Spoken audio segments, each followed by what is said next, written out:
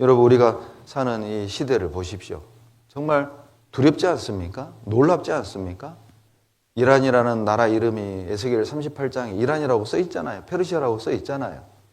그렇잖아요. 로스가 성경에 기록이 돼 있잖아요. 그런데 그 러시아, 그 이란이 이게 나중에는 이스라엘을 쳐들어갈 수밖에 없는 지금 분위기가 만들어져 있고, 이제 만약에 러시아와 이란이 이스라엘을 쳐들어가면 핵버튼을 누를 수밖에 없는 상황이에요. 왜냐? 지금 모든 재래식 무기가 다 바닥이 났고, 러시아는 우크라이나와 전쟁을 치러 봤지만은 어때요? 완전히 지금 체면국이었잖아요. 그러니까 이제 이런 식으로 전쟁을 하면 안 된다는 걸 러시아는 교훈을 받았어요. 이런 식으로는 다른 나라를 제압할 수 없다는 걸 러시아는 이제 경험을 했단 말이에요. 지금 이란은요, 이스라엘과 미국이 어때요? 거의 모든 전투기, 전함 싹 무력화 시켜버렸단 말이죠. 그러니 이제 이란 입장에서는 만약 또 한 번 전쟁을 붙는다면 뭐 전투기, 미사일, 뭐 드론 이거 필요 없어요. 핵으로 꽉 누르는 거 말고는 없잖아요. 너 죽고 나 죽자 외에는. 여러분, 우리 지금 현 시대를 성경으로 설명할 수가 있다니까요. 이게 참 놀라우지 않습니까? 성경이 단순한 종교 경전이라면 뭐 헌금 잘 내라, 주일날 교회 빼먹지 마라, 착하게 살아라 그러면 될 텐데, 성경엔 오늘날 우리 시대 상황이 그대로 기록되어 있단 말이에요. 왜요? 깨어 있으라고.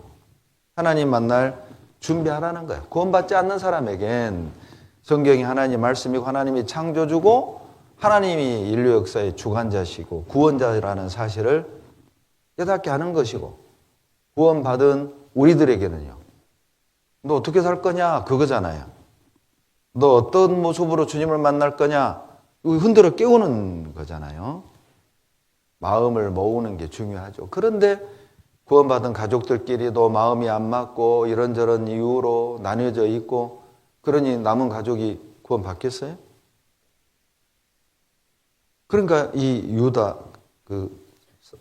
다윗도 정적을 제거하고 자기 분풀이를 하고 다윗이라고 감정이 없겠습니까? 예? 얼마나 소원했겠어요? 그러니까 여기 11절에서도 유다 지파를 향해서 이렇게, 예? 다른 백성들은 다 다윗을 궁으로 모셔오려고 하는데 왜 권력이 너희들은 가만히 있느냐, 이렇게 시킨 이유가 뭐겠어요? 다윗도 좀 서운한 마음이 있는 거예요.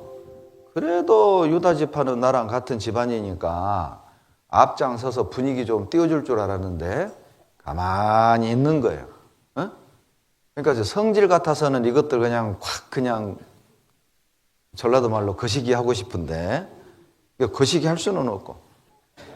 그런데 이제 다윗도 그런 감정이 있는데 그게 중요한 게 아니란 말이에요. 지금 내가 소원한 거 중요한 거 아니고, 너는 내 편이었고 너는 남의 편이었고, 이게 중요한 게 아니라 어떻게 하든 이 하나님의 백성을 하나 되게 하고 하나님의 뜻을 이루고, 그리고 하나님의 영광이 나타나게 하는 게 더 중요하니까 내가 당한 건 뒤로 미루고, 내가 서운한 건 뒤로 미루고, 내 편이 아니었던 거는 그건 뭐 뒤로 미루고, 일단 마음을 하나로 모으고 마음을 사고 하나로 묶는 것이 우선이었단 말이죠. 아마 주님이 오시기 전 우리에게도 그런 기회를 주는 거예요. 이 유다에게 다윗에게 등을 돌렸던 이 유다 지파에게도 바로 예루살렘으로 그냥 입성할 수 있었지만은 마하나임에 잠깐 머물면서 돌이켜라. 너 돌아서, 너 내가 한번 기회 줬는데 너 끝까지 안 돌이키면 내 예루살렘 들어가면 너희들 알지? 지금 이런 메시지인 거거든요. 그러니까 주님이 우리에게도 똑같아요. 다시 오시기 전에, 우리가 주님 앞에 서기 전에 기회를 주신단 말이에요. 돌아설 수 있는 기회를 주신단 말이에요. 어찌 보면 러시아 우크라이나 전쟁이 우리에게 돌아설 기회를 주는 메시지 아니겠어요? 마치 사독과 아비아달 제사장을 유다 지파에게 먼저 보내서 너희들 빨리 다윗 왕을 모실 준비해, 이렇게 막 따독이고 마음을 이렇게 돌이킬 기회를 준 것처럼, 어찌 보면 미국, 이스라엘과 그리고 이란과의 이 전쟁이 하나님이 마치 사도 가베아다를 보내서 마음을 돌이킬 수 있게 했던 것처럼 지금 잠자고 있는 우리 마음이 세상으로 향해 있고 죄 가운데 혹시라도 죄 가운데 있다면 너 빨리 돌아서 너 마음 바꿔. 빨리 왕 되신 주님이 오시도록 너 마음을 준비해. 이런 메시지는 아니겠냔 말이죠. 하나님은 우리에게 기회를 주셔요. 요한계시록 2장 21절에 보면 또 내가 그에게 회개할 기회를 주었으되, 하나님은 회개할 기회를 주십니다. 하나님은 심판하는 게 목적이 아니잖아요. 만약에 심판하는 게 목적이라면 노아 홍수 때 노아에게 경고를 하고 그리고 100여 년 가까이 방주 만들 시간을 줄 이유가 뭐예요? 심판하는 게 목적이면 그냥 바로 홍수 내려서 싹 쓸어버리면 되잖아요. 그리고 굳이 뭐 방주 만들어야 노아가 삽니까? 바다도 가른 분이 하나님인데 기적적으로 노아 가족 의인들 살릴 수 있는 능력이 하나님에게 있잖아요. 그런데 방주를 만들 100년에 가까운 시간을 주신 거예요. 어떤 의미입니까?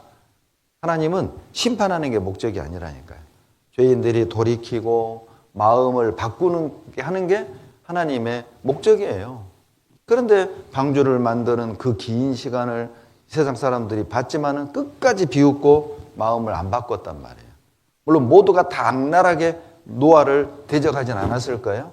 그쪽에는 정말 선한 사람이 있어서 나도 좀 저기 일에 동참해야 되는데 나도 노아처럼 저렇게 하나님 말씀에 좀 들어가야 되는데 이런 사람도 있었겠죠.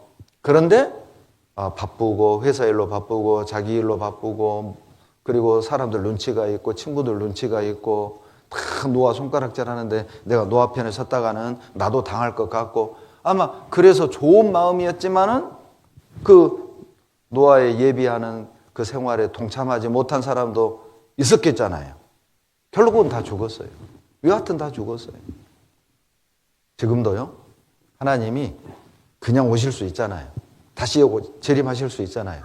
그런데 세상 끝에 징조를 주시고 깨어있게 하시고 흔들어 깨우시는 그런 시간들을 계속 주고 있단 말이죠. 돌이킬 기회를 주는 거예요.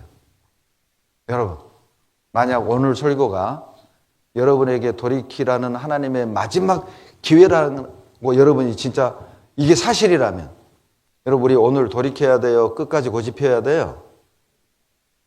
돌이켜야죠. 우리 그렇게 믿어야 됩니다. 야, 맞다. 오늘 말씀 나를 위해 주신 말씀이네. 나보고 정신 차리라고 주신 말씀이네. 나보고 마음을 바꾸라고 주신 말씀이네. 여러분 그렇게 들으셔야 돼요. 히브리서 12장 17절에 보면은요. 에서는 세상의 팥죽 한 그릇 때문에 회개할 기회를 놓쳤다니까요. 회개할 기회를 놓쳤어요. 그런 사람이 실제 있으니까 에서의 이야기를 히브리서 12장 17절에 기록했겠잖아요. 여러분 이 기회에 놓치지 마십시오. 고작 한 그릇 식물에 한 그릇 식물 때문에 하나님의 영광을 바꿔요? 하나님의 은혜를 바꿔요?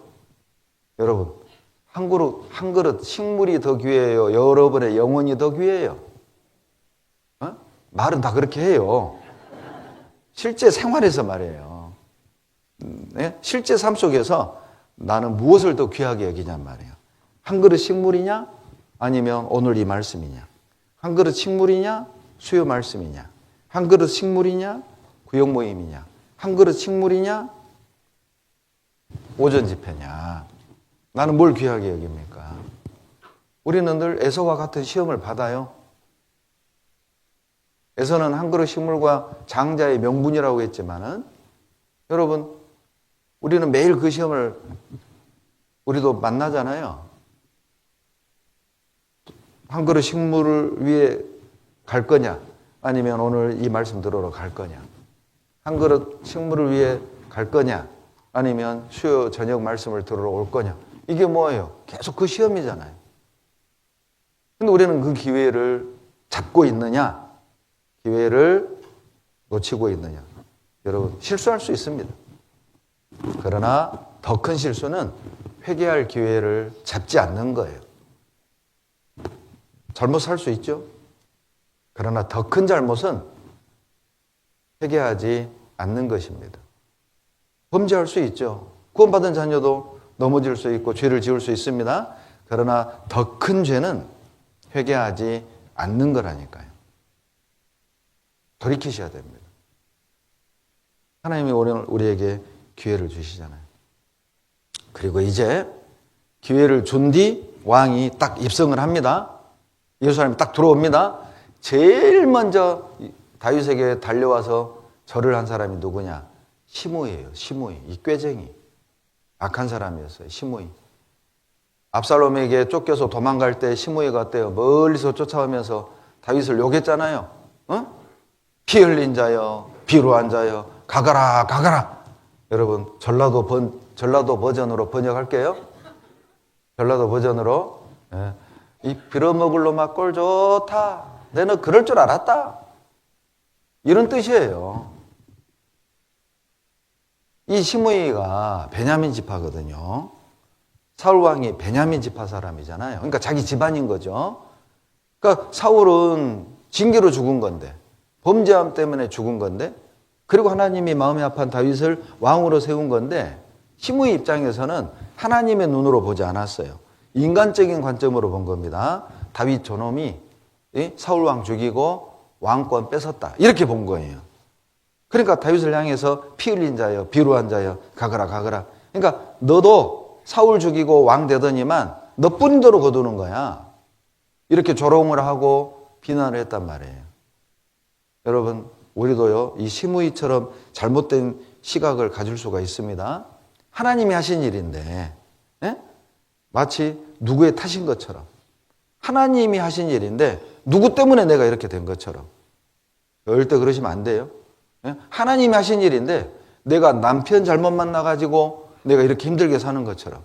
하나님 하신 일이라니까요. 그 남편 만나서 구원받은 거잖아요. 그 아내 만나서 지금 구원받은 거잖아요. 내가 사업 망해서 구원받은 거잖아요. 내가 그 병을 얻어서 구원을 받은 거잖아요. 그 고통 속에서 구원을 받은 거잖아요. 그 부모 만나서 구원받은 거잖아요. 그런데 인간적인 관점으로 보는 거예요. 내가 부모 잘못 만나서, 내가 배우자 잘못 만나서, 내가 자식 잘못 둬서 내가 지금 이렇게 산다. 아닙니다. 시므이가 그랬잖아요. 다윗 탓으로. 하나님이 하신 일인데. 하나님이 하신 일이라니까요. 그런데 이 시므이가요, 웬걸 다윗이 이제 끝날 줄 알았는데, 이제 왕권이 회복이 안 될 줄 알았는데 예루살렘에 돌아온 거예요. 그러니 죽은 목숨이잖아요. 그러니까 잽싸게 제일 먼저 뛰어가서 넙죽 절을 하고 살려달라고 싹싹싹 빌어요. 빌어. 이 정도는 돼야 됩니다. 시므이가요, 진짜 못된 인간이긴 하지만 이건 배워야 돼. 이건 배워야죠. 하나님 잘못했어요. 돌이켜야죠. 이건 배워야 돼요. 그런데 진심은 아니었어요. 그런데도 다윗은 살려줍니다. 보세요.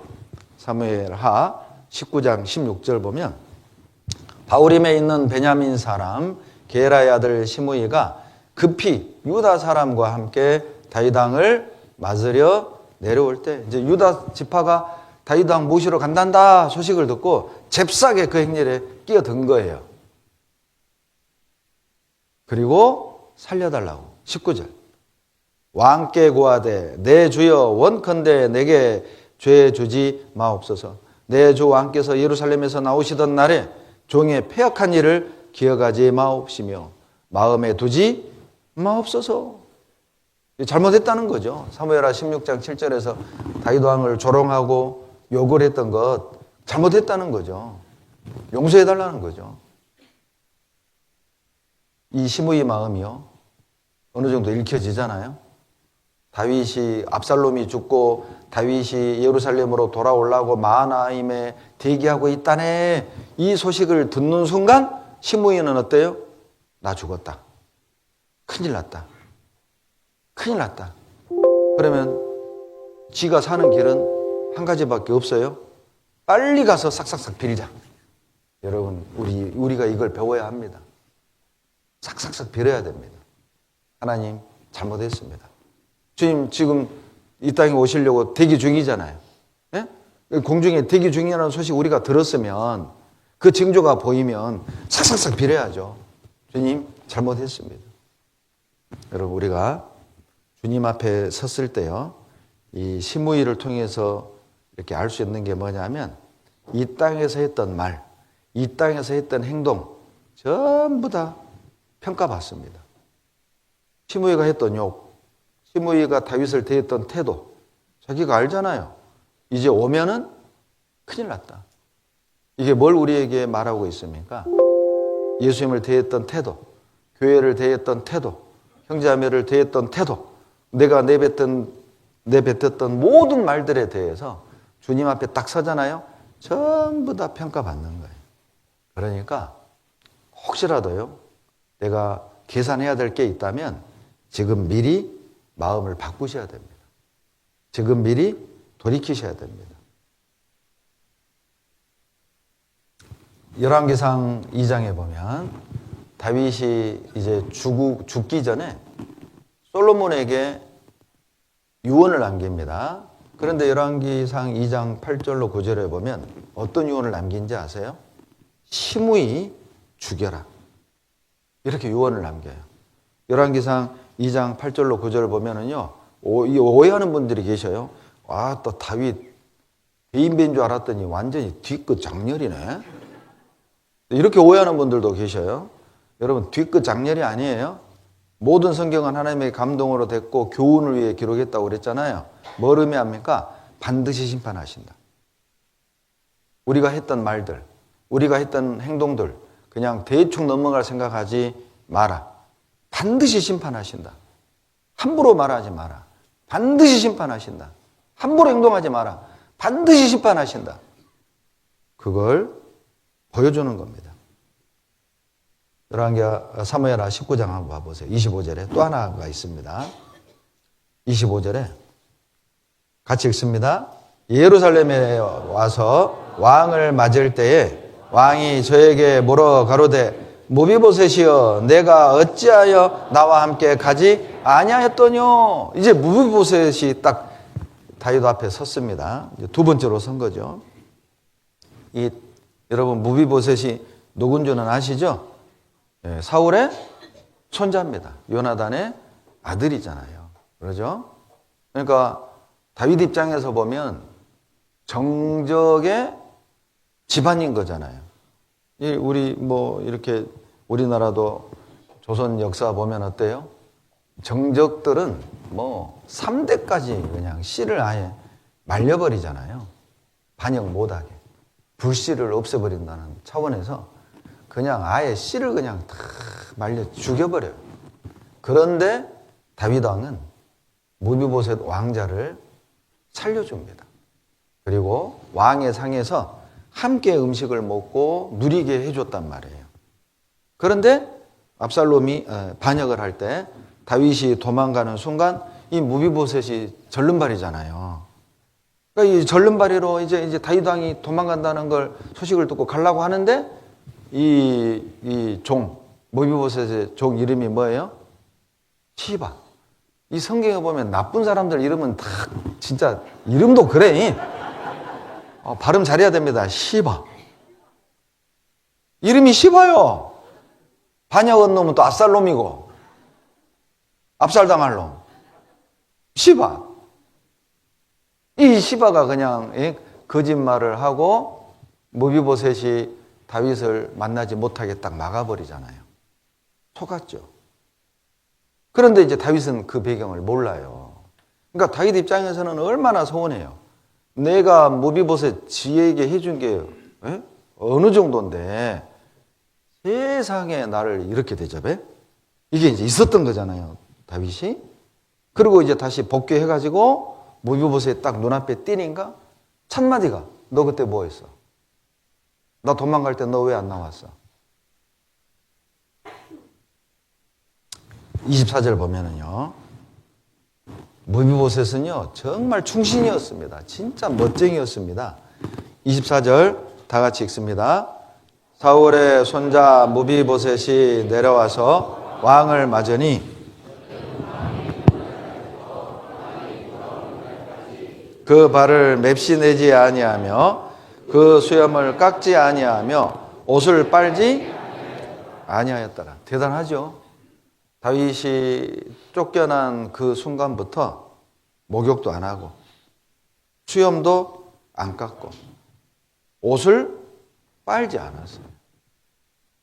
내가 함께 따라가지는 못했지만은 왕의 고난에 내가 이렇게라도 동참하겠다. 참 이 충직한 신화 아닙니까? 그러죠. 우리가 좀 이렇게는 좀 살아야 되지 않겠습니까? 그냥 예수 믿다가 죽을까 봐 발발발 떨고 그냥 먹고 사는 길 찾아가는 거 말고 예수 믿다가 죽느니 내가 차라리 주님과 함께 고난받는 길을 택하겠다. 결국 안 죽었잖아요. 결국 결과를 보면 영광을 받습니다. 다시 다 돌려받거든요. 무비보셋이 어떻게 이런 마음을 가질 수 있었을까?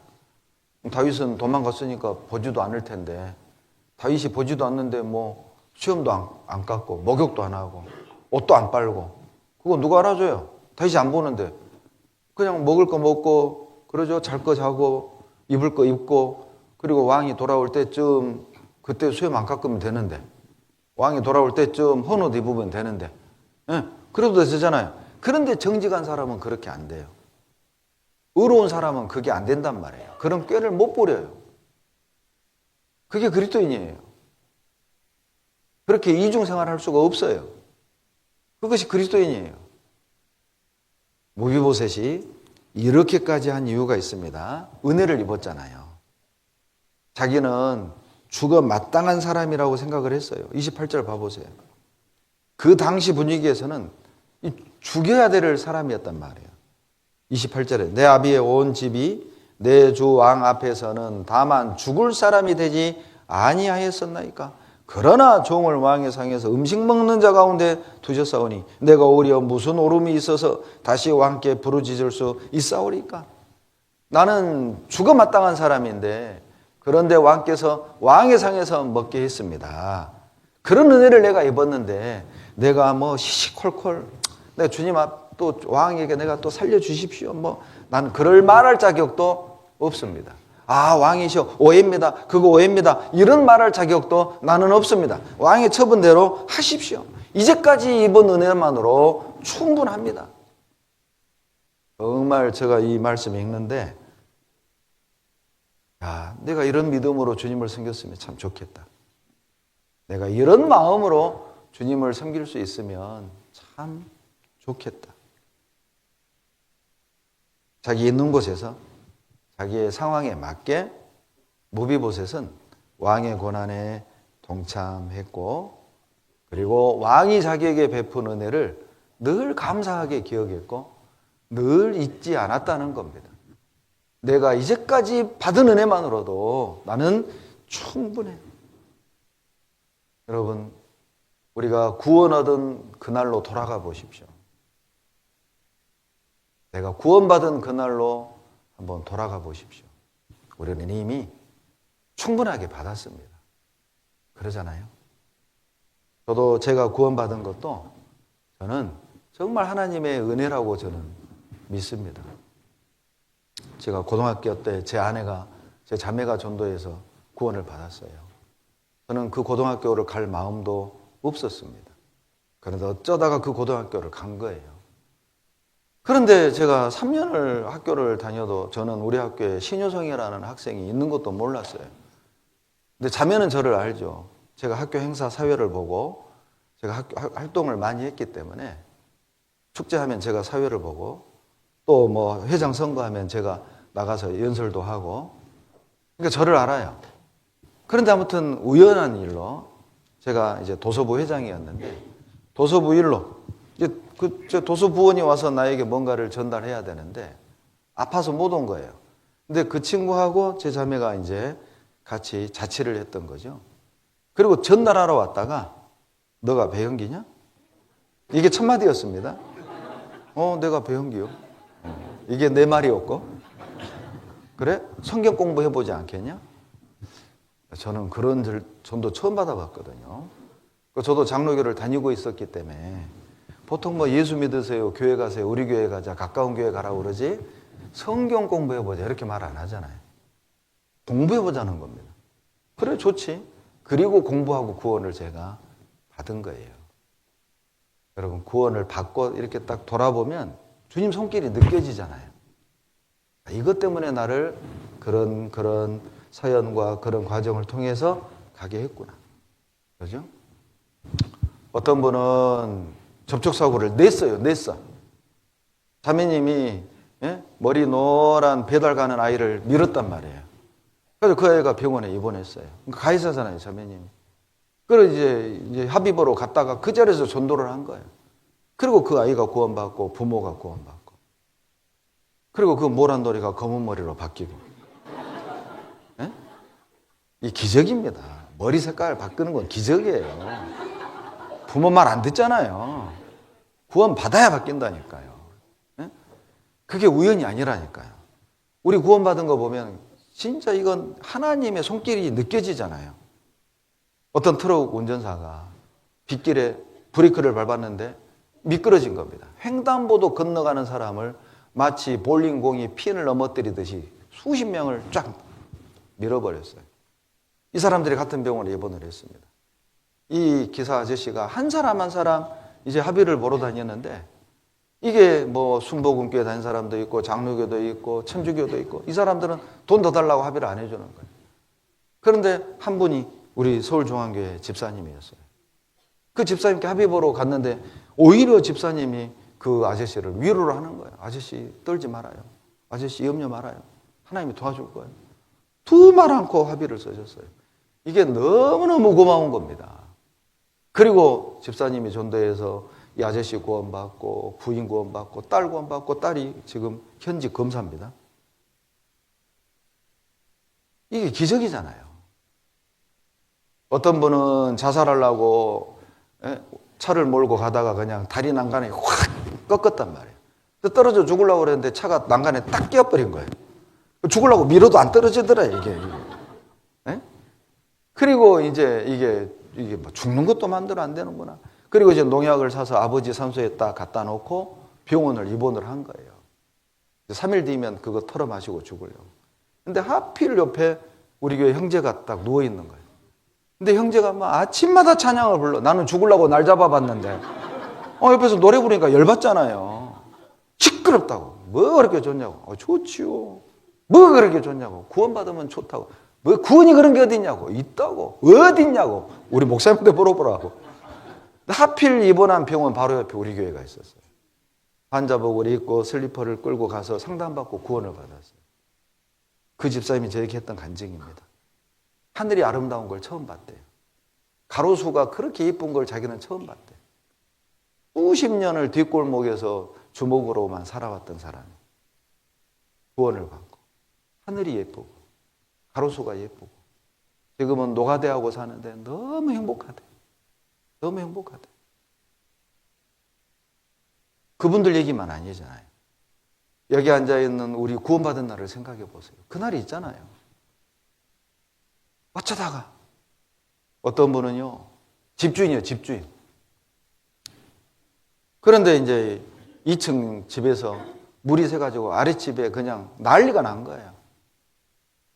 그런데 이제 그 피해를 입은 이 가족이 구원받은 우리 형제자매예요. 아무렇지도 않게 괜찮다고 고치면 되죠. 하고 그냥 근데 말씀 한번 들어보세요. 근데 이제 집주인이 이제 미안하니까 거절을 못 하겠더래. 그리고 듣고 구원받고 지금 부부가 구역장 조장하고 계셔요. 우연이 아니잖아요. 네? 아들들끼리 싸웠어요. 경찰서에 끌려갔어요. 부모에게 전화가 왔어요. 그래서 이제 합의 보려고 경찰서에 갔다가 한 아이의 아버지는 형제고 한 아이의 아버지는 이방인이요. 그런데 형제 아들이 가해자예요. 그럼 여기서 꿀려야 되잖아요. 굽혀야 되잖아. 근데 당당하게 그 자리에 전도해서 말씀이나 들어보시죠. 그리고 구원받고 이 피해자 아이 아버지가 지금 집사님이에요. 광주교회. 전도한 분이 우리 형이고.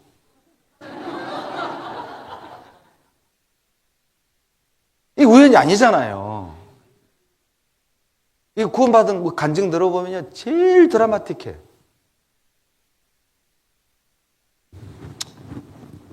무비보셋은 그 은혜를 안 겁니다.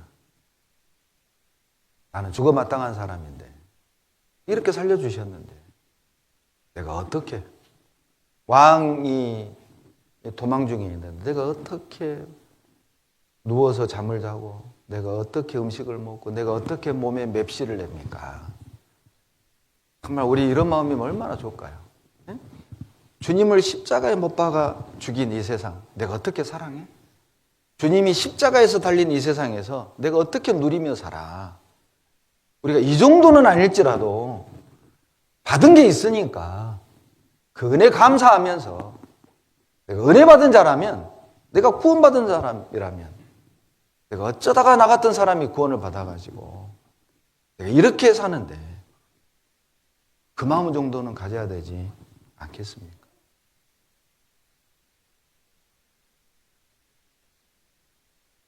누가 주님의 고난에 동참을 합니까? 은혜를 아는 자입니다. 은혜를 아는 자예요. 이 무비보셋은요, 전혀 시바에게 뺏긴 재산 욕심이 없어요. 그냥 주님이, 왕이 돌아온 것만으로도 저는 충분합니다. 그 재산 그냥 시바 다 주세요. 땅 다 주세요. 나 괜찮아요. 30절 가보세요. 30절. 무비보셋이 왕께 고하되 내 주 왕께서 평안히 궁에 돌아오시게 되었으니 저로 그 전부를 차지하게 하옵소서 하니라. 왕이시여, 그냥 시바에게 재산 다 주세요. 나 그거 필요 없어요. 왕이 돌아왔으면 됐습니다. 왕의 얼굴을 봤으면 됐습니다. 야, 이거 정말 참 감동적이죠. 네. 아마 어떤 작가도 이런 대사는 못 만들어낼 것 같아요. 주님만으로 충분하잖아요. 내가 주님 얼굴만 배울 수 있다면, 내가 주님 만날 수 있다면 저는 충분합니다. 저는 됐습니다. 주님, 저 재산 안 줘도 돼요. 땅 안 줘도 돼요. 건강 안 줘도 돼요. 그런 거 없어도 돼요. 주님을 만날 수 있으면 돼요. 주님 얼굴 볼 수 있으면 저 충분합니다. 그리고 이 무비보셋은요, 전혀 변명이 없습니다. 뭐 시바가 속였고 내가 가려고 했는데 타이밍이 어쩌고, 이게 뭐 그게 없고요. 한마디로 끝내요. 왕의 처분대로 하십시오. 왕 하시고 싶은 대로 하십시오. 죽여도 좋고 귀양 보내도 좋고 내 재산을 시바에게 다 줘버려도 좋고 왕의 처분대로 하십시오. 27절 다 같이 읽습니다. 종 나를 내 주 왕께서는 하나님의 사자와 같으시니 왕의 처분대로 모든 것을 왕에게 맡겼습니다. 모든 결정을 왕에게 맡겼습니다. 왕의 어떤 판단도 전적으로 믿었고 전적으로 충성을 했습니다.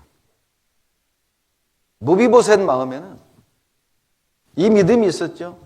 왕의 결정은 항상 오라. 왕의 선택은 항상 오라. 여러분, 주님은 항상 오라요. 우리가 가는 이 길은 항상 좋은 길입니다.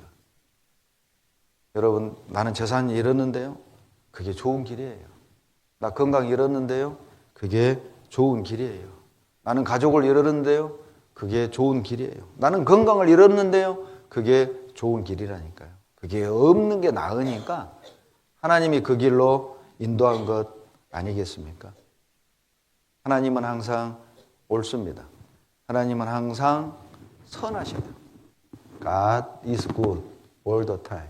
하나님은 항상 선하신 분이에요. 그 믿음 무너지면 나의 모든 것이 무너집니다. 그 믿음이 무너지면 하나님 하시는 일에 의문을 갖게 되고 하나님 하시는 일에 불평을 하게 되고 하나님이 하시는 일에 불순종하게 되고 하나님과 동행하는 게 멈춰버려요. 하나님은 항상 옳아요.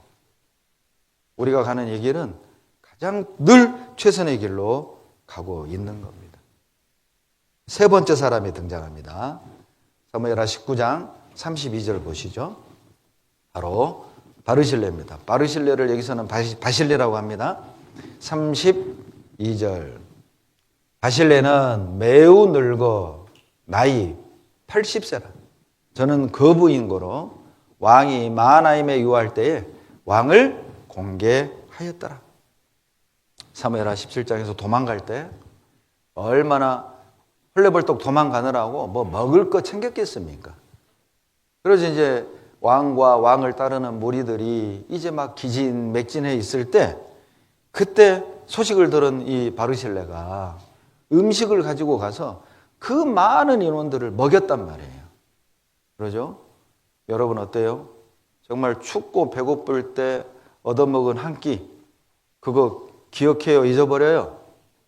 기억하죠? 저도 그래요. 저도 학교 다닐 때 힘들 때요.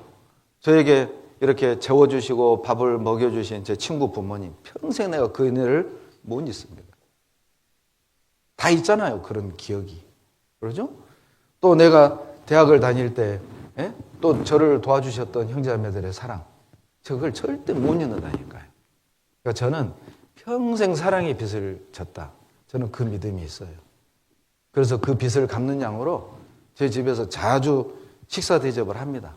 형제자매들. 개인적으로 할 수만 있다면 내가 담임한 성도들은 우리 집에서 다 밥 한번 먹어야 돼. 이런 마음이 저에게는 있어요. 그 빚 때문에. 그러니까 이 다윗이요. 너무너무 고마운 겁니다. 정말 힘들 때 생각지도 않게 바르실레가 와서 밥을 그리고 음료를 이 제공해 준 겁니다. 남들이 다 등 돌릴 때 바르실레는 다윗을 가까이 도왔습니다. 사람들은요, 권력이 있고 힘이 있을 때 가까이 하죠. 그러나 권력 잃고 돈 잃으면은요, 오죽하면 우리 속담에 정승집 개가 죽으면 문전성시를 이뤄도 정승이 죽으면 쳐다보도 안 한다고. 정승집 개가 죽으면 다 개 죽었다고 조문을 가요.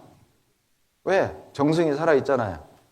근데 정승이 죽으면 끝났어요. 못 들어가 거기를. 여러분은 어떠신가요? 이게 세상이란 말이에요. 그런데 바르실레는 쫓겨서 도망가는 다윗을 대접해요. 목숨 건 겁니다. 이거 압살롬이 알면은요, 이거 바르실레도 끝장나는 겁니다. 그런데도 바르실레는 옳은 길을 선택한 거예요. 내가 손해 보든 말든, 내가 직장에서 쫓겨나든 말든, 장사가 되든 말든 하나님 편에 서겠다. 여러분, 이런 마음으로 주님을 섬겨야 됩니다. 그때 주님 앞에 섰을 때 다 돌려주시잖아요. 우리 주님 앞에 서잖아요. 우리의 섬김, 우리의 수고, 우리의 헌신 다 갚아줍니다. 돌아와서 바르실레에게 어때요? 갚아주잖아요. 갚아주잖아요. 이 바르실레가요, 여기 32절에 보시면 왕을 공개했다고 되어 있죠? 다윗이 가장 힘들었을 때 왕을 공개했잖아요? 그 결과 33절 다 같이 읽습니다. 왕이 바실레에게 이르되 너는 나와 함께 건너가자. 예루살렘에서 내가 너를 공개하리라. 여러분, 우리가 하나님을 섬기잖아요? 때가 되면 하나님이 나를 섬겨주셔요. 내가 주님을 공개하잖아요? 때가 되면 주님이 나를 공개해 주신다니까요. 뭘 의미합니까? 우리가 했던 섬김, 우리가 했던 희생, 우리가 했던 그 모든 눈물 그대로 다 주님 앞에 섰을 때 갚아주시는 거예요. 이 바실레가요, 아이고 왕이시여, 제가 너무 늙어서 나 이제 궁궐에 가봐야 왕에게 도움도 안 되고 또 이제 내가 죽을 때 됐는데 뭐 궁궐에 가서 무슨 호의호식 하겠습니까? 대신 내 아들 김함이 있으니 김함을 데려가십시오. 그리고 실제 김함을 데려갑니다. 그리고 열왕기상 2장 7절에 보면 다윗이 죽는 순간까지 솔로몬에게 유언을 남깁니다. 내가 힘들 때 바르실레가 도와줬다. 그 아들 기맘에게 그 자손들에게 은총을 베풀어라. 유언을 하고 죽어요. 뭘 의미하죠?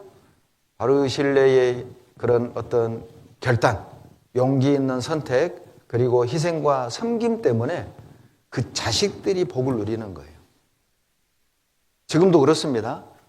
여러분 출애굽기 20장에 보면 부모가 하나님 사랑하잖아요. 그 은혜가 천대까지 은혜를 베푼다고 그랬잖아요. 출애굽기 20장 6절에 부모의 신앙과 자식들의 신앙이 여러분 연결되어 있다니까요. 나 하나로 끝나는 게 아니에요. 가족은 공동 운명체입니다. 연결되어 있다니까요. 어려울 때 주님을 섬기고 어려울 때 성도를 돕고 그걸 다 기억해 주셔요. 그걸 다 갚아주셔요. 사무엘하 15장을 한번 봅시다. 사무엘하 15장에 보면요. 19절로 21절입니다. 그때에 왕이 가드 사람 이때에게 이르되 어찌하여 너도 우리와 함께 가느냐? 이제 다윗이 이제 압살롬 피해서 도망간다는 소식을 듣고 이때가 온 거예요.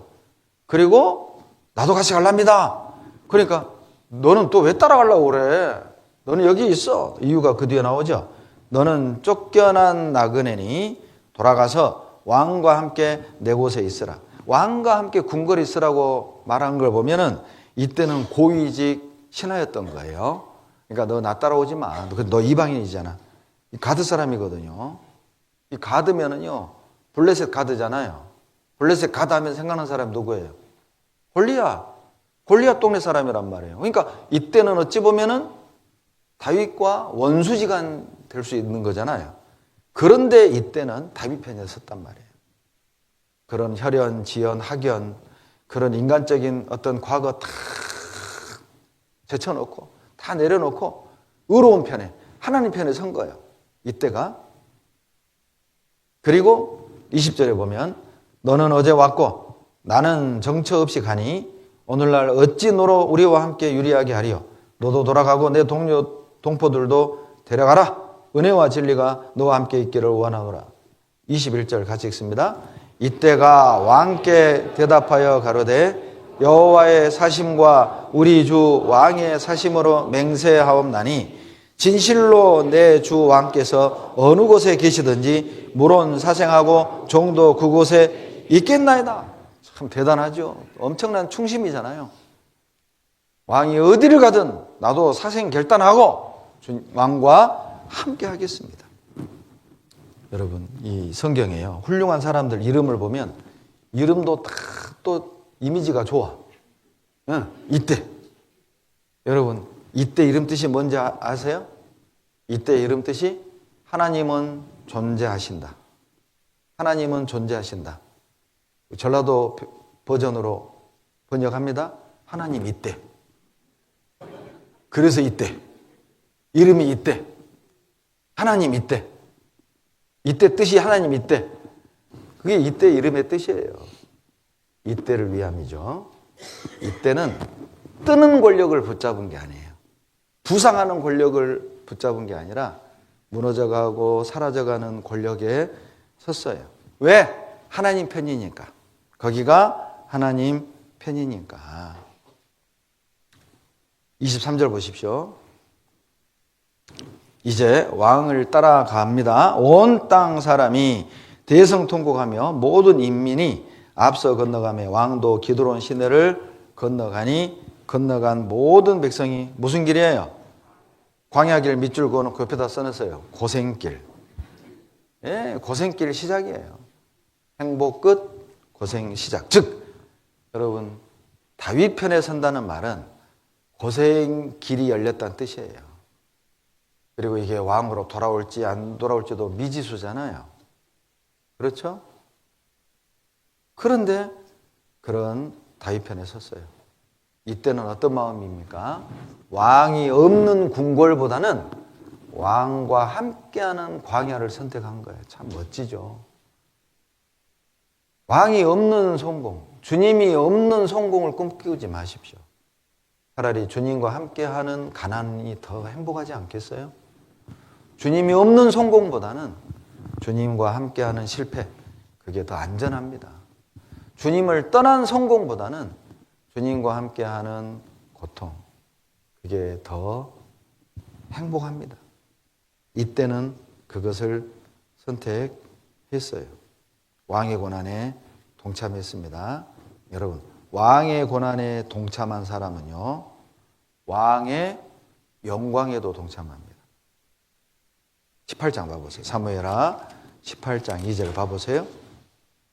18장 2절에 보면 그 백성을 내어 보낼세 3분지 1은 요압의 수하에 3분지 1은 수리아의 아들 요압의 동생 아비새의 수하에 붙이고 3분지 1은 가드 사람 누구? 이때의 수하에 붙이고 군대 장관으로 삼은 거예요. 뭘 의미합니까?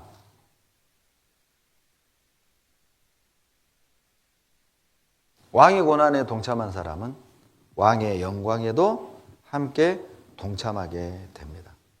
주님 앞에 섰을 때 우리 억울한 것도 다 풀어주시고 주님 앞에 섰을 때 우리 명예도 다 회복시켜 주시고 주님 앞에 섰을 때 우리가 모함받은 것도 다 드러내 주시고 주님 앞에 섰을 때 우리가 희생했던 거, 우리가 참았던 거, 우리가 견뎠던 거 거기에 대해서 주님이 다 계산해 주신다니까요.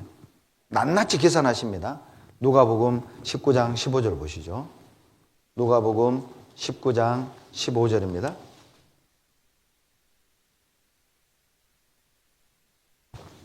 누가복음 19장 15절 같이 읽겠습니다. 귀인이 왕위를 받아 가지고 돌아와서 은준 종들의 각각 어떻게 장사한 것을 알고자 하여 저희를 부르니. 여러분, 왕이 딱 돌아와서요, 귀인이 돌아와서요, 종들을 다 부르는 겁니다. 그리고 뭐 합니까? 계산하잖아요. 회개하는 거예요. 어떻게 장사했느냐 보고해. 여러분, 이것이 주님 앞에 섰을 때 우리 모습입니다.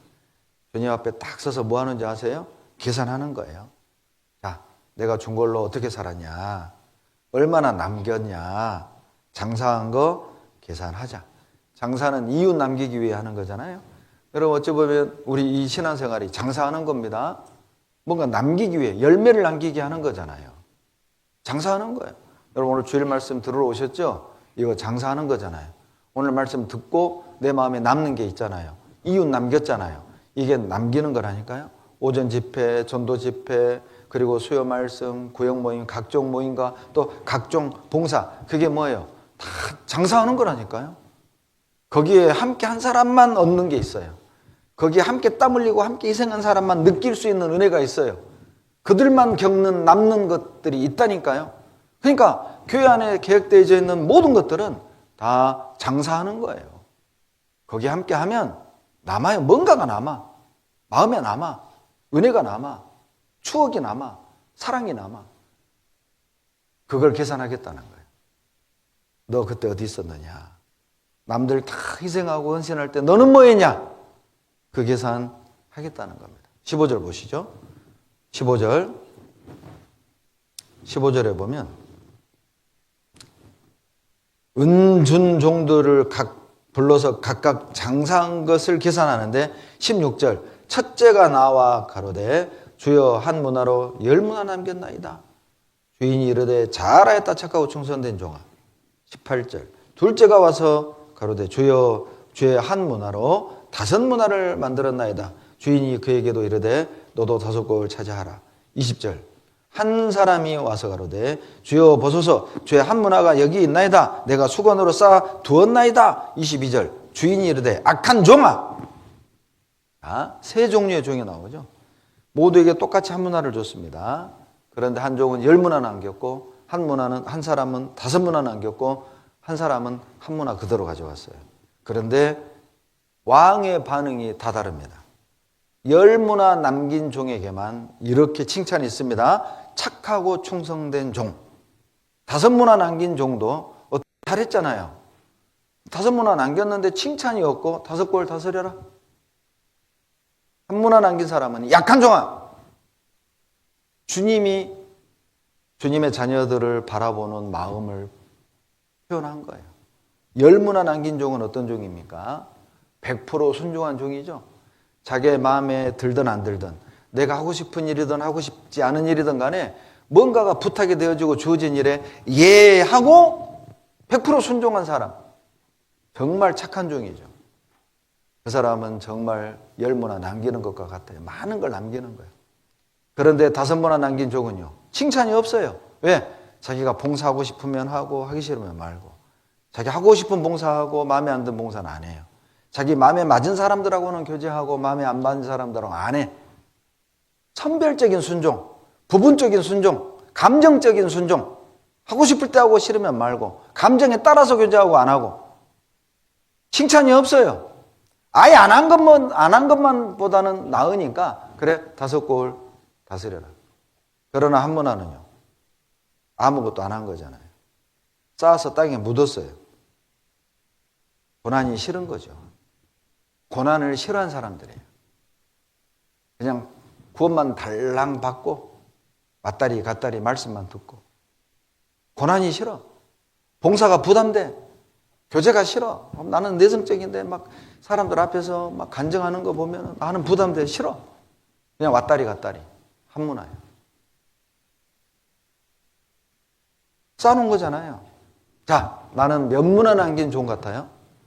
내가 주님 앞에 서면 주님은 나를 뭐라고 평가하실 것 같습니까? 옆 사람한테 물어봐요. 자, 옆 사람. 자, 눈 떴어? 물어봐, 얼른. 시작. 자, 눈 떴어? 물어봐, 얼른. 뭐라고 할 것 같소? 오늘 물어봐봐. 물어봐봐요, 얼른. 뭐라고 할 것 같소?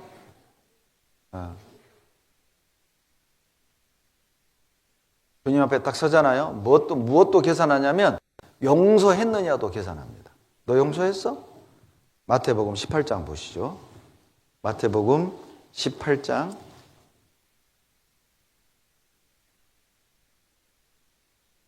마태복음 18장 23절입니다.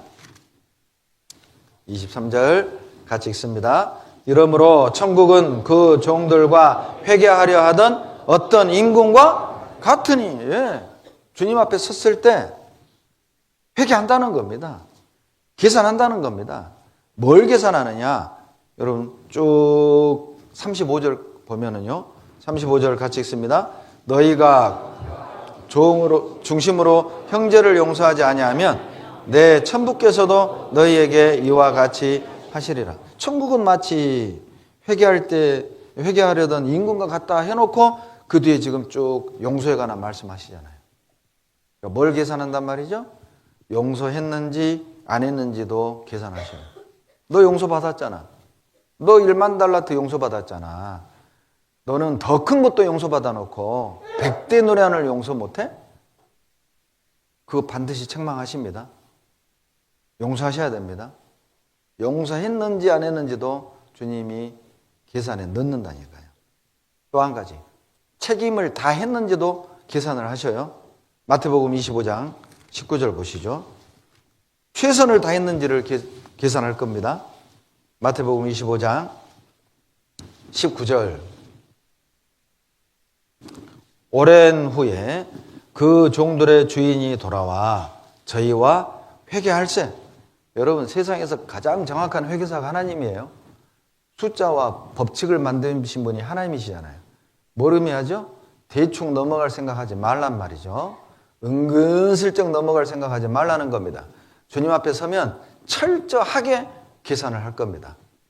정확하게 계산을 할 겁니다. 뭘 계산을 하느냐? 자, 이 달란트 비유는요, 첫째는 유대인에게 주어진 달란트, 사명이잖아요. 두 번째는 우리에게도 달란트 주셨죠. 하나님이 주신 재능, 하나님이 주신 모든 것들, 그거 어떻게 책임을 다했고 최선을 다했는지도 계산하겠다는 뜻이에요. 그래서 21절 봐보세요. 21절 다 같이 읽습니다. 그 주인이 이르되 잘하였도다 착하고 충성된 종아, 내가 작은 일에 충성하였음에 내가 많은 것으로 내게 맡기리니 내 주인의 즐거움에 참여할지어다. 예. 주님이 주신 5달란트로 5달란트를 남긴 겁니다. 최선을 다한 거잖아요. 100% 남긴 거잖아요. 5으로 5 남겼으니까 최선을 다한 것을 칭찬한 거예요. 고맙다.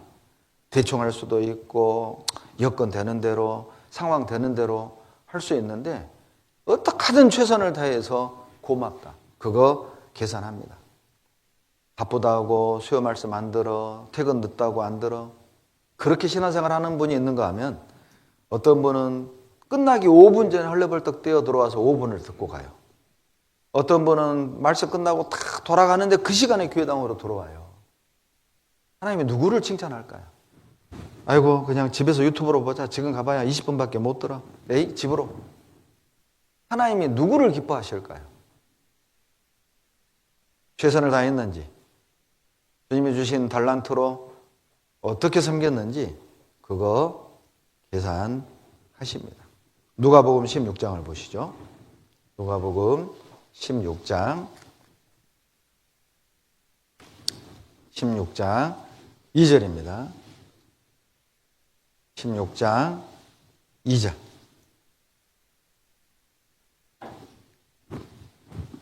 같이 읽습니다. 주인이 저를 불러 가로되 내가 내게 대하여 들은 이 말이 어찌미뇨 내 보던 일을 셈하라 청지기 사물을 계속하지 못하리라. 1절에 보면은 어떤 부자의 청지기가 주인의 소유를 허비한단 말을 듣고 주인이 와서 너희로 와 장부내나 계산하자 이 날이 옵니다. 주님 앞에 딱 서는 날 계산하신다니까요. 내가 너에게 맡긴 시간, 내가 너에게 맡긴 젊음, 내가 너에게 맡긴 재물 어떻게 쓰다 왔느냐 계산해. 그날이 옵니다. 여러분 내게 있는 모든 것은요 주님이 맡기신 겁니다. 주님이 주신 거라니까요. 그러니까 역대상 29장 14절에 성전 건축을 위해 얼마나 많은 은금을 하나님께 드린 다윗이 했던 고백이잖아요. 우리가 주의 손에서 받은 것으로 주께 드렸을 뿐이니이다. 대단한 고백 아닙니까? 엄청난 금을 우리 돈으로 계산해 보면 수조 원을 성전 건축을 위해 다 드렸어요, 다윗이.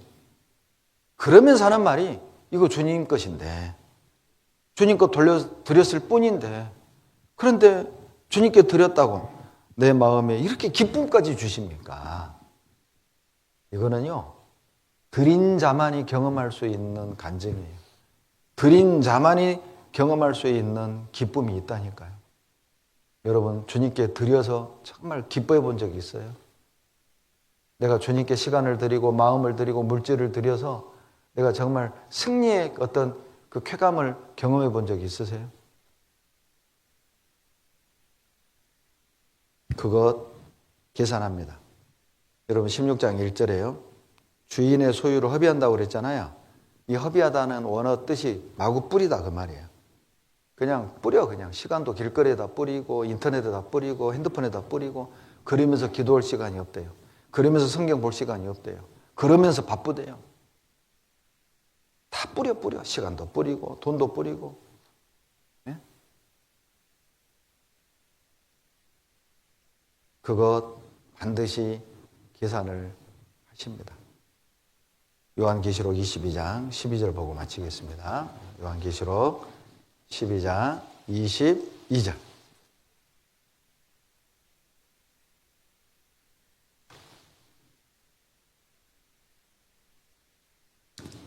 요한계시록 22장 12절 다 같이 읽습니다. 보라 내가 속히 오리니 내가 줄 상이 내게 있어 각 사람에게 그의 일한 대로 갚아주리라. 주님 앞에 딱 서는 그날 그대로 갚아주십니다. 우리가 희생한 만큼, 우리가 노력한 만큼, 우리가 인내한 만큼, 우리가 몸부림친 만큼, 우리가 주님께 드린 만큼, 우리가 땀을 흘린 만큼, 내가 눈물 흘린 만큼 그대로 다 갚아주셔요. 그러니 주님 앞에 서는 그날이 다가오고 있으니 이제 우리 이 기회를 잡아야 되지 않겠습니까? 이제 우리 마음을 주님께로 돌이켜야 되지 않겠습니까? 기도하겠습니다.